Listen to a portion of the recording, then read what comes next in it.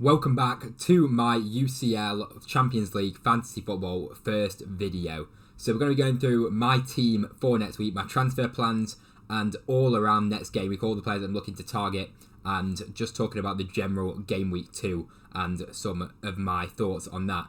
We'll just start off with game week 1. Also, if you're not subscribed to this channel, do subscribe. If you want to see like weekly UCL fantasy content, I'll be doing a lot of videos around UCL fantasy. Do hit subscribe on this channel. This is definitely the place to be. And also, as well, do drop a like on the video. It'll be very much appreciated as well. Let's try and get as many likes as we can. So we'll just quickly go over last week. We're currently 1,000th in the world. We're just outside 1,000. I think we're like 1,004th currently in the world out of 1 million. So it's a great start. We picked up 134 points in the first week. And pretty much everybody in my starting 11 ended up returning, bar Brian Hill, who ended up coming in with 4 points. And I kept him in on after the Tuesday's games. I didn't bring in the players on Wednesday or Thursday even, and it ended up working out. So the bench only got the only mistake I made was Cobble, who got 7. I had Israel in goal for Sporting, who got 6, but can't complain too much. 134 points. What a start to the season. Let's hope we can continue it into Matchday 2. So let's go ahead and show you the plans and the team and the transfers going into next week. So we'll start off with the back 5. So we'll go in goal where we've got Cobble against Celtic. Now, Borussia Dortmund in the last few games in the Bundesliga have looked absolutely shambolic defensively because they've conceded like 7 goals I think in the last 2 games, which, I mean, it is a bit of a cause for concern when I've got double Borussia Dortmund defence, but it's something that I'm just going to have to stick with. So I'll go through my first transfer plan. I'll discuss it a little bit more in detail. Basically, I have Israel on my bench, as you can see, and Cobble also is playing on the same day as Israel. So I would ideally like to have one goalkeeper that's playing on Tuesday, one goalkeeper that's playing on Wednesday. So Cobble, as I say, is playing on the Tuesday, which means I'm probably going to make a goalkeeper transfer to get a keeper that's playing on the Wednesday. I'll discuss who that could be in a second, who's got very good fixtures, but it's an interesting pick. But that might be one of my transfers, just so I can kind of cover that Borussia Dortmund defence, because I'm not entirely convinced with their defence. And as well as that Celtic, I mean, they've looked good so far at the start of the season. They've won as well the first match in their Champions League game, and I feel like Celtic might be able to grab a goal against Borussia Dortmund. So that's my kind of thought process behind the goalkeepers. But Cobble against Celtic at home, it most definitely isn't a bad fixture. Like, I would not be surprised in the slightest if Borussia Dortmund did go and keep a clean sheet against Celtic. So now moving on to our defence. Now we'll start off going from left to right. First defender we've gone for is Saliba. Now, he kept a clean sheet in the first game. I always back the Arsenal defence. If you're a fan of my FPL content, you'll know how big of a fan I am of the Arsenal defence. So it's not an ideal fixture against PSG, but it is a home fixture. And at the end of the day, I'm just going to have to go with it. I'm just going to keep hold of Saliba as it is. I just feel like an Arsenal defender is the way to go. Even though Arsenal have conceded 4 goals now in the last 2 games. But for me, Saliba will be staying in my team. Then we've got Kabasi for Barcelona. Now, Barcelona did just lose their first game of the season the other day in La Liga, but Kabasi, he did play the whole match, and if he continues to start in that Barcelona defence, I think he's a great pick. At 4.5 million, he's absolutely cheap as chips, and next fixture against Young Boys at home, you can't really get too many better fixtures than that. So for me, Kabasi, no questions, he is staying in the team. Then as our next defender, we have Frimpong. I wanted to get either Frimpong or Grimaldo. They both ended up getting the same amount of points. They both got 12 in game week 1, and I just want that Leverkusen to, well, one of those 2 wing backs, just cause the fixtures aren't the greatest for Leverkusen, but that attacking threat that Frimpong and Grimaldo both have can't be ignored. So for me, Frimpong is he's just going to be a player that stays in my team the whole way through this group stage. Then we've got Slotterbeck, and again, as I said, I kind of discussed the Borussia Dortmund defence is a bit concerning. If I was to go back in time now, I would choose Emre Can probably, because he's on penalties. He took a penalty as well at the weekend and scored. But I've got Schlotterbeck. I didn't even know that Emre Can was on penalties, I'm not going to lie. And Schlotterbeck, just from what I've seen last season in the Champions League, he looked amazing, so that's the reason why I've gone for Schlotterbeck there. And against, as I say, against Celtic, it's not an absolutely shambolic fixture, and I can deal with playing him. I'm quite happy to play him. And then Hakimi as our next defender. We've got 5 playing defenders because they're all playing on Tuesday, I believe. So yeah, so Hakimi's the next player that I've got. He did well in the first week, got the clean sheet against Girona, and Arsenal is a difficult fixture. So this is one that I'm considering maybe moving him on. And if I was to move him on, I'll discuss it later on in the video. I have maybe got a player that I could bring in for Hakimi, but Arsenal with Ødegaard injured, I'm not sure. I mean, they've still scored goals even without Ødegaard, to be fair. So it's definitely one to keep an eye on. but it's a transfer that I'm thinking about, but I'm not 100% sure. As I say, I'll go through my transfer plans at the end of this team selection. So then moving on to our midfield now, where we'll discuss the two players on the bench. We've got Brian Hill and then Kimmich, who both play on the Wednesday, so that's hence why they're on the bench, because they can come in for the next game. Brian Hill, I mean, he is still starting for Girona. He does get subbed off quite regularly around about 60 minutes, but 4.5 million and he's playing. He picked up 4 points against PSG. You never know. Against Feyenoord, it's not a bad fixture for Girona, but they haven't looked too great in La Liga so far. But obviously, Brian Hill's in just to kind of free up the funds to bring in players elsewhere. Kimmich, it was an interesting pick maybe. He did do very well last season. He came with 3 assists. I mean, I'd be lying if I said that I was expecting him to come in with that many assists. But Kimmich is a regular assister for Bayern Munich, and he can chip in with a couple of goals as well as that his ball recoveries as well are always very good. And Bayern Munich are overall just a solid team. So Kimmich I do like as a pick at 6 million. Obviously very cheap as well, so he's just another kind of enabler to bring in players elsewhere. And he came in, I think it was 12 points against Dynamo in the first game. So I'm quite happy to keep hold of Kimmich and continue with him. So we'll go on the midfield then from left to right. We've got Yamal, returned in the first week for 10 men Barcelona. And he's got a good run, amazing fixture against Young Boys, and he's remained in form in La Liga. Yamal arguably probably needs a rest because he has been playing so many minutes, but I think he'll start against Young Boys, and as I say, against a team like that, he's a fantastic option and such a valuable pick as well at 7.5 million. He's in everybody's team. A lot of my thought process as well behind getting Yamal was, if I don't have him, he's a problem. 60% ownership. I think he'd probably be even more than that now. Like, he's a no-brainer in my opinion. Then we've got Florian Wirtz, really happy with him in the first week. Obviously, Milan is now a bit of a tougher fixture for Bayern Leverkusen, but Milan, I still think there's goals in that game for Leverkusen. They're so good going forward, and Wirtz is at the absolute heart of that. So for me, Wirtz is an absolute no-brainer. He's another player that's so popular as well, and for the price that he's at, I mean, it's absolutely understandable. Then we've got Mo Salah, who's got a really nice fixture against Bologna. He does play on the Wednesday night, so he's going to be, it's a tough decision between him and Kane, but he could potentially be my captain on the Wednesday night.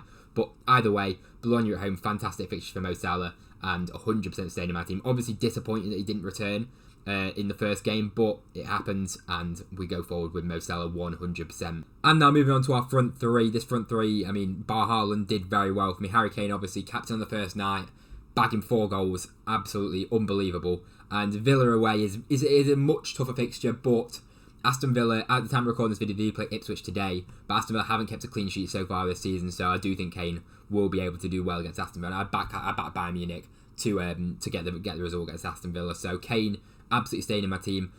It'd be 50-50. If I was to say it now, I'd probably still back Kane as captain over Salah if it comes to that, because as you can see, currently I've got the armband on Erling Haaland.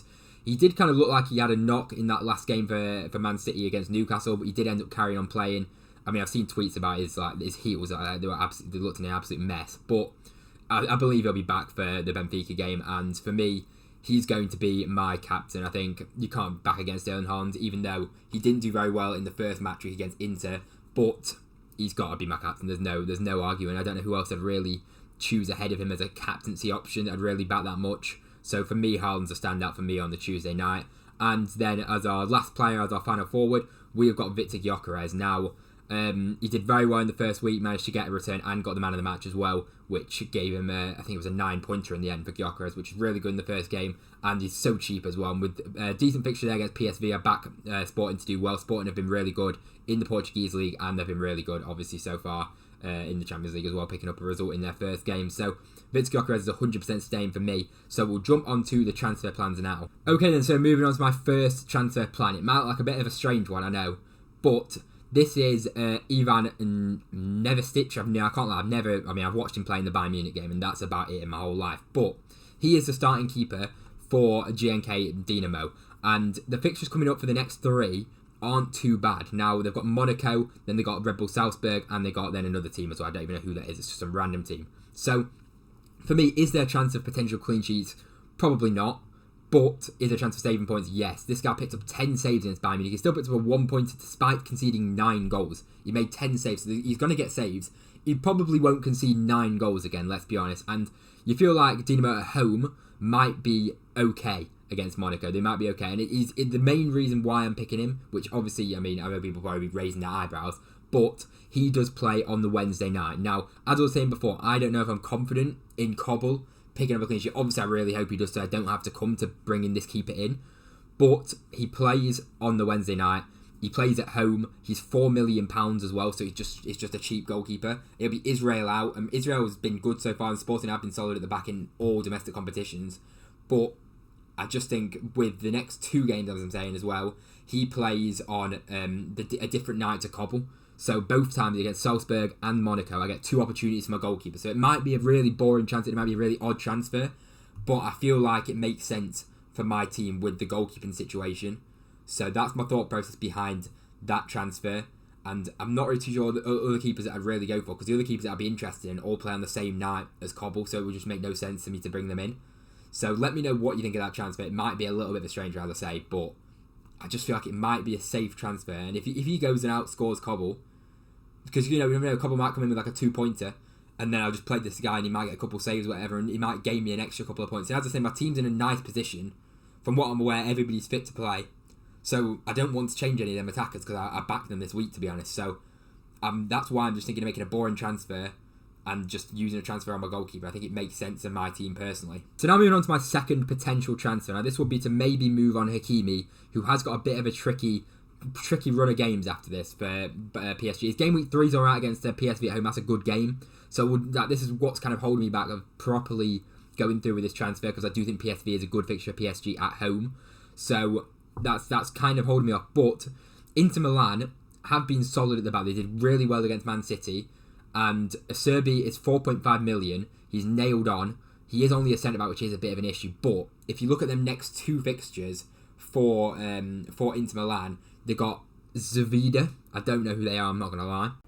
So they've got them at home, which you'd back Inter Milan for a clean sheet in that game. And at 4.5 million, that's decent there. And then if you look on the 3rd game week, they play Young Boys away, which again, it's a fixture where you can really hope for a clean sheet for Acerbi there. And it's like, it is of course, it's an interesting one, because he's only a centre-back, and it's like Hakimi's got that attacking potential as well.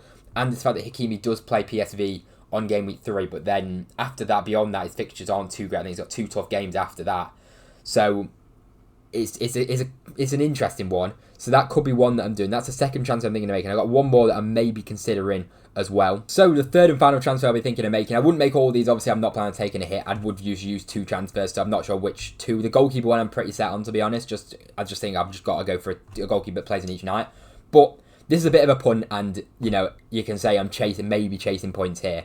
But Jamie Gittens for Borussia Dortmund obviously came off the bench, and he was absolutely outstanding against Club Brugge in Borussia Dortmund's win.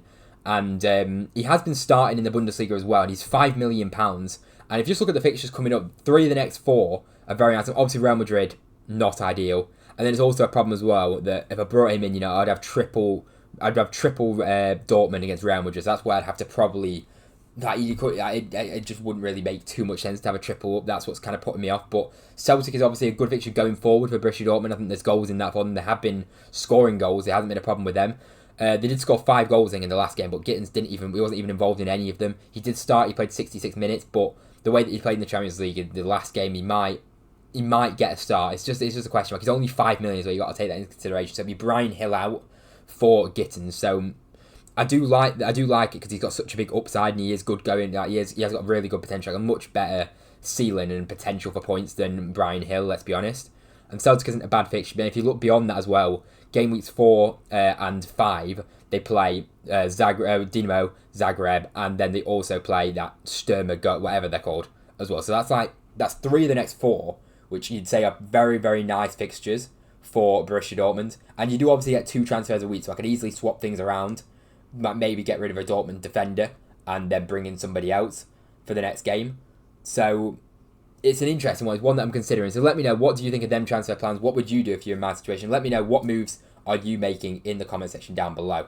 As I say, we are currently 1,000th in the world, so I'm hoping that we can have another good week to establish us inside that top 1,000. That is the aim. But we'll have to wait and see. A lot of people obviously using the limitless chip as well, which, is fair enough. And it's not one that I'm going to use yet, just because I feel like I'm confident in this team. despite, obviously I can have better players, but it's limitless. I use it in another week when I feel like my team's more on the ropes. I don't think I'm really on the ropes as of yet. And with 2 free transfers, I think I'm in a really nice situation. So let me know, how are you getting on so far this season? Do subscribe to this channel. If you like this, if you like UCL Fantasy, this is definitely the place to be. So thank you very much for watching, and I'll see you in the next one.